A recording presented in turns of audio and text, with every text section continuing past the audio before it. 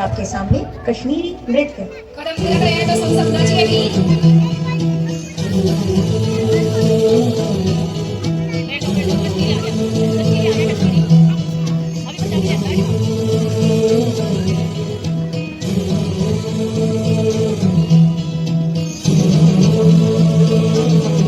झूमिए और मस्त हो जाइए।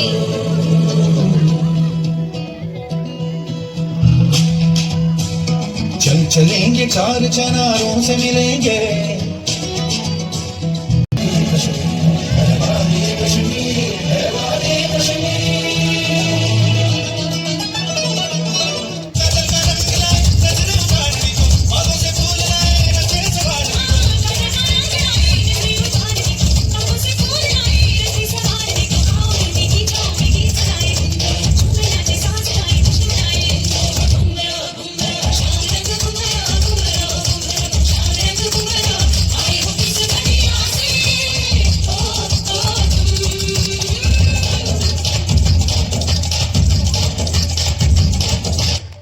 सांस्कृतिक झलक।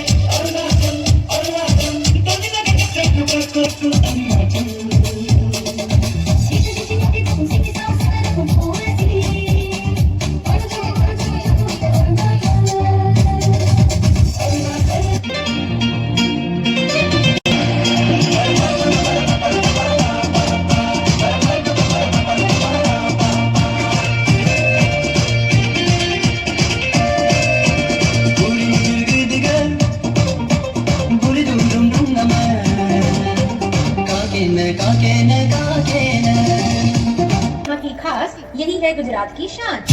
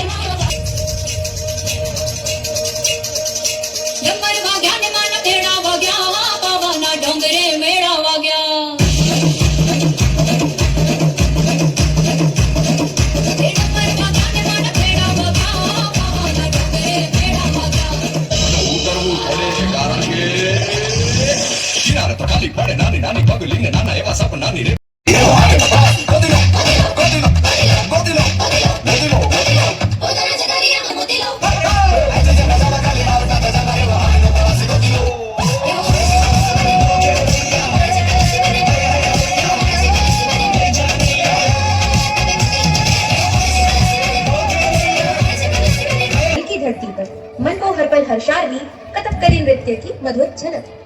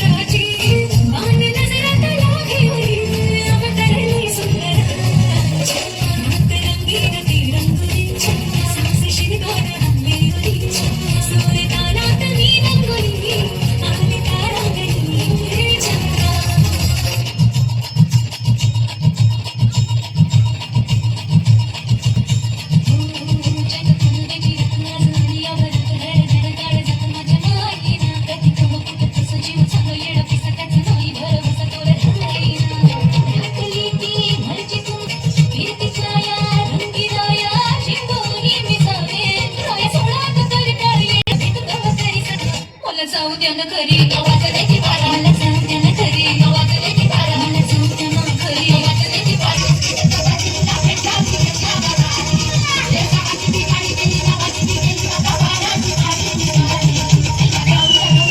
वाजण्याची बारा मला सांग त्यानं खरी वाजण्याची बारा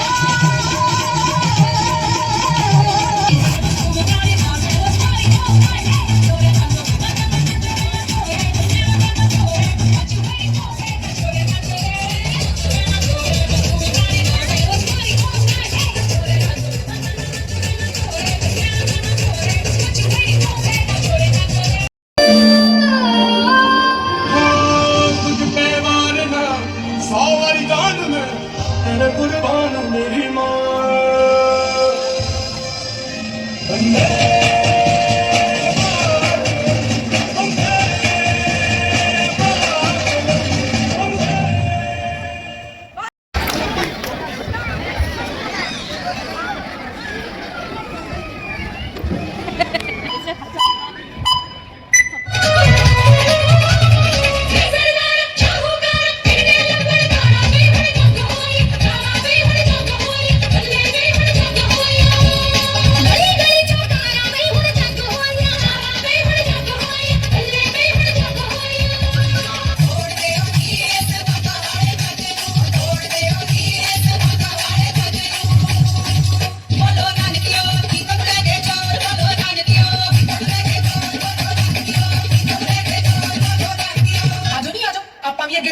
ਐਵੇਂ ਖੜੀਆਂ ਖੜੀਆਂ ਲੱਸੀ ਕਰਾਈ ਜਾਂਦੀਆਂ ਆਹੋ ਇਹਨੇ ਕਰੀਆਂ ਤੋਂ ਮਤ ਸੋਣੀ ਨਾ ਕੋਈ ਮੇਰੇ ਬੱਤੀ ਹੋਣੀ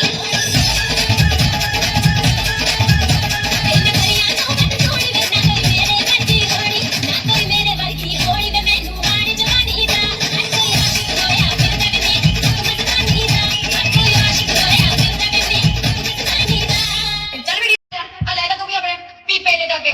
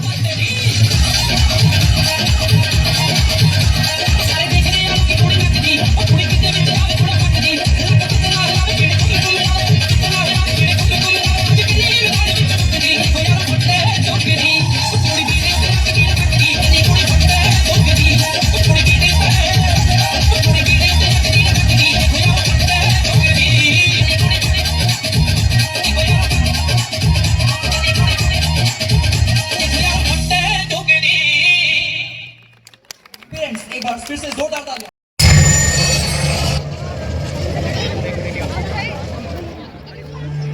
यूनान मिस्र रोमा सब मिट गए जहाँ से, बाकी मगर अभी है नामो निशा हमारा। कुछ बात है कि हस्ती मिटती नहीं हमारी, सदियों रहा है दुश्मन दौरे जमा हमारा। सारे जहाँ से अच्छा हिंदुस्तान हमारा, सारे जहाँ से अच्छा हिंदुस्तान हमारा। विविधता में एकता का साक्षी रहा है हमारा भारत सदियों से। समय की धारा में सतयुग से लेकर कलयुग तक ना जाने कितने सुखद दुखद परिवर्तनों से गुजरा है हमारा महान भारत देश। सत्यवादी राजा हरिश्चंद्र के सैद्धांतिक संघर्ष से लेकर रामायण काल महाभारत के नाम से विश्व विख्यात है। इसी महाभारत काल के कुछ प्रसंग होने जा रहे हैं। प्रस्तुत है इसकी पहली कड़ी, जो शायद महाभारत युद्ध के मुख्य कारणों में से एक रही होगी। आइए आपको अतीत को शरण में ले चलती हूँ, जहाँ एक पिता के प्रेम और एक पुत्र के त्याग ने इतिहास रच दिया। ये कथा है हस्तिनापुर के परम प्रतापी राजा शांतनु की और उनके पुत्र गंगापुत्र देवव्रत की।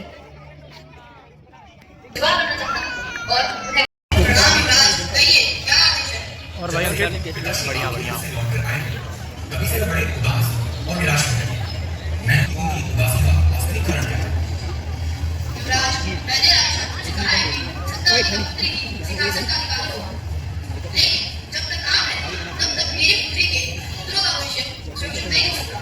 गांधा नरेश, मैं आपकी पुत्री गांधारी का हाथ हस्तिनापुर के बच्चों कुछ करना था कर लो, अब वो आ रहे हैं।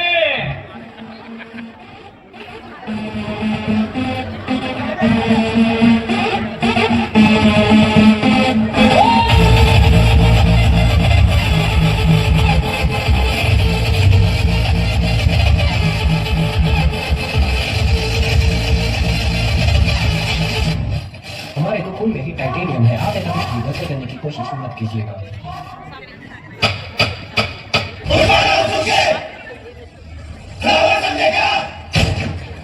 फायर है तू।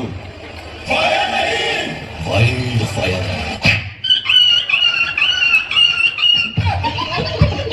म्यूजिक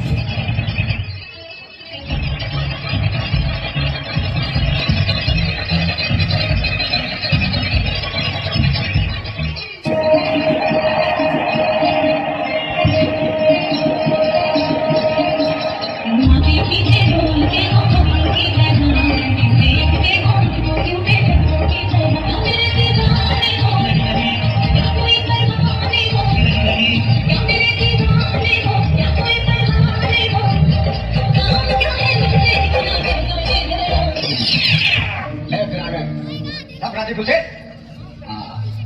तेरे क्या लगता था कि नहीं लौटेंगे? चला, जब तक तोड़ेंगे नहीं तब तक छोड़ेंगे। आंखें खुली हो या हो बंद, दीदार उनका होता है। कैसे कहूँ मैं हो यारा, ये प्यार कैसे होता है।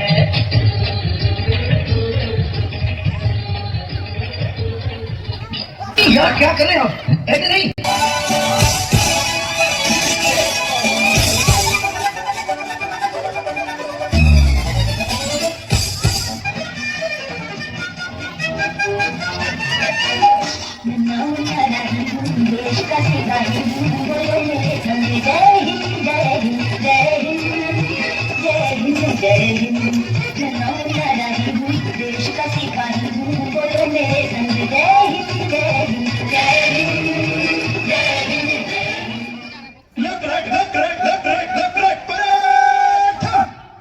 जवान पीछे से गाना गाएगा।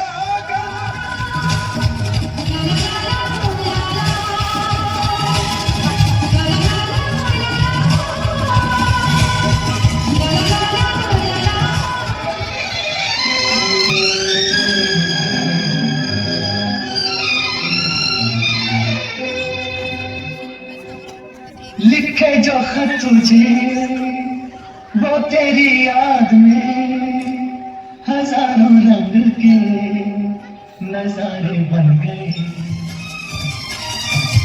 तुम्हें अपना बनाने की कसम खाई है तुम्हें अपना बनाने की कसम खाई है तेरी आंखों में चाहत ही नजर आई है। अपने जिगर को थाम के बैठो, अपने जिगर को, अपने जिगर को थाम के बैठो, थाम के बैठो, थाम के बैठो के आधी कमरिया से सारी के आई अब आंटी की बारी रे। आधी कमरिया से सारी के आई अब आंटी की बारी। अपने जिगर को थाम के बैठो, थाम के बैठो, थाम के बैठो के आधी कमरिया से सारी के आई अब आंटी की बारी रे। आधी कमरिया से सारी के आई अब आंटी की बारी।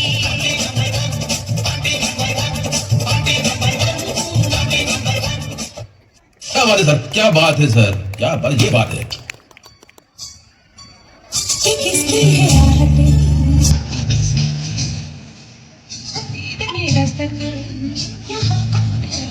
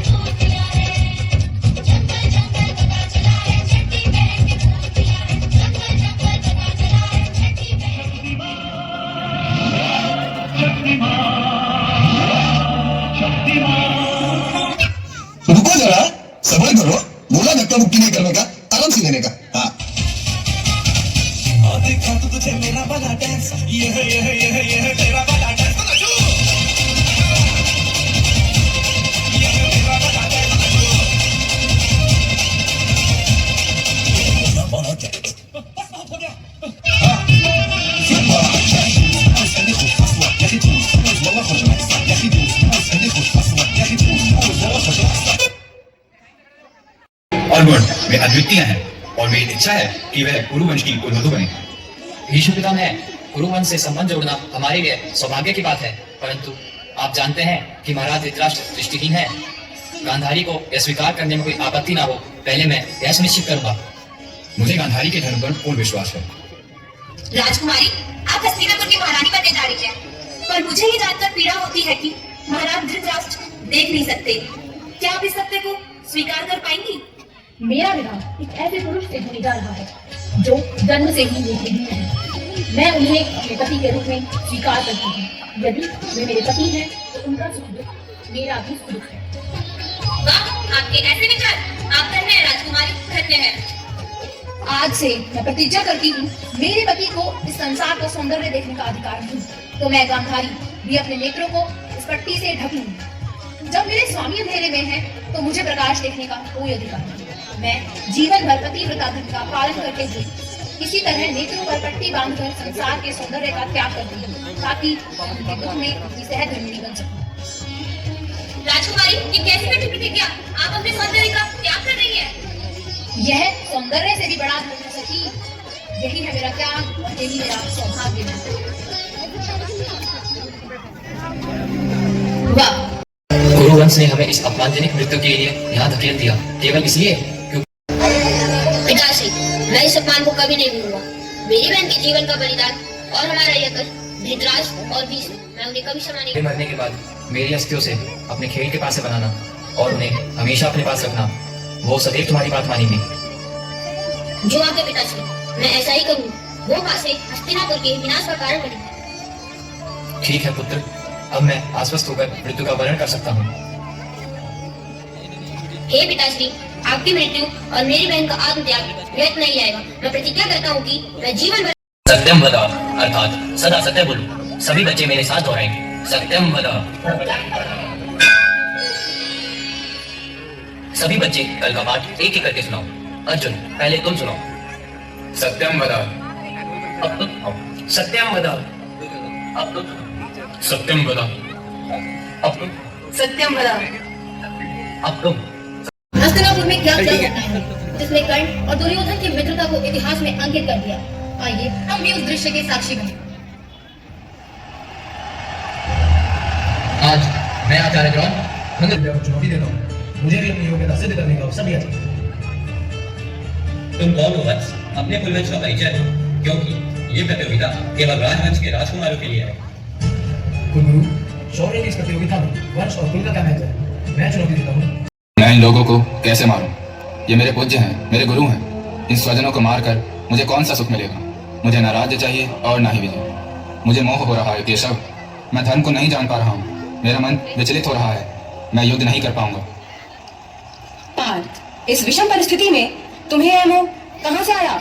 यह ना तो श्रेष्ठ पुरुषों का आचरण है, ना ही ये स्वर्ग को देने वाला है, और ना ही यह कीर्ति को बढ़ाने वाला है। उठो, दुर्बलता को छोड़ो पार्थ, दुर्बलता को छोड़ो। अर्जुन, तुम जिसके लिए शोक कर रहे हो वे शोक करने योग्य नहीं है। तुम नश्वर शरीर के लिए चिंता कर रहे हो, जबकि आत्मा अविनाशी है। नैनम छिन्दन्ति शस्त्राणि, नैनम दहति पावकः, न चैनम क्लेदन्त्यापो, न शोष्यति मारुतः। ना तो शस्त्र से काट सकते हैं, न आग से जला सकती है, न पानी से गीला कर सकता है, और न वायु से सुखा सकती है। यह शरीर तो केवल वस्त्र मात्र। साक्षी बने और वीर बालक अभिमन्यु के अद्भुत रण कौशल को देखें। भीम, आज गुरु द्रोण ने चक्रव्यूह रचा है। अर्जुन यहाँ नहीं है, वह युद्ध भूमि से दूर संसप्तकों से युद्ध करने गया है। यदि इस व्यूह को नहीं भेजा गया तो कौरव सेना हमारी सेना का सर्वनाश कर देगी। जानता हूँ, मैं व्यूह को तोड़कर भीतर जाऊंगा और मार्ग बताऊंगा। पुत्र, तुम्हें बालक हो, यह युद्ध तुम्हारे सामर्थ्य से बाहर है। ताऊ जी, मैं कृष्ण का भांजा और अर्जुन का पुत्र हूँ। मैं बालक नहीं, मैं वीर हूँ। प्रवेश करने का मार्ग मैं जानता हूँ। आप सब मेरे पीछे आकर मुझे बाहर निकालने में सहायता करना।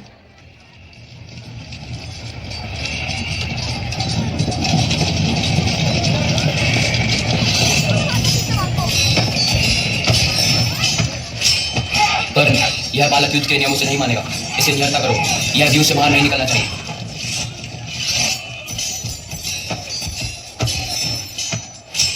नीच भारतीयों, तुम सब मिलकर एक निहत्थे बालक को मार रहे हो। यह अधर्म है। मेरी मृत्यु से धर्म कभी नहीं हारेगा।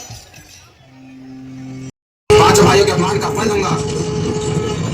आप तुम हमेशा धर्म की आग में छल से लड़ते रहे हो, परंतु आज मैं तुम्हें दिखाऊंगा कि सच्चा योद्धा कौन है। आज मैं एक स्त्री के अपमान का बदला लूंगा जिसके 5 पतियों ने उसे दांव पर लगाया था। तैयार हो जाओ पार्थ। पार्थ, यह तुम्हारा भाई है जिसका पराक्रम इंद्र से भी अधिक है। ध्यान भटकाओ मत, आज तुम्हें तुम्हारी पूरी शक्ति से लड़ना होगा। केशव, तुम बार बार अपने मित्र के प्राण बचा लेते हो, परंतु आज वह समय आ गया है। आज मैं तुम्हें एक सच्चे योद्धा की पहचान कराऊंगा। मामा शल्य, जल्दी करो, मेरे रथ का पहिया दलदल में धंस गया है। आप इसे निकालिए, तब तक मैं अर्जुन को